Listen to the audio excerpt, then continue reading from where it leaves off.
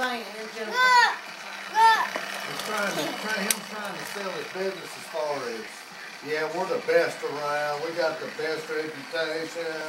I got the best men. I said, I told him at last night, I said, you have got to quit doing that. I said, we're already working with this place. And you're constantly going in there saying, let me bring you in more. I got the best there is.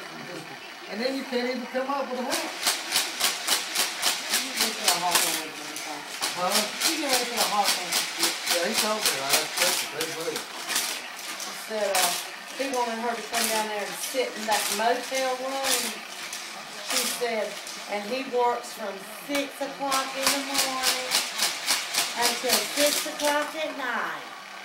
She said, ain't no need me sitting in there doing nothing. I'm going to sit right here in my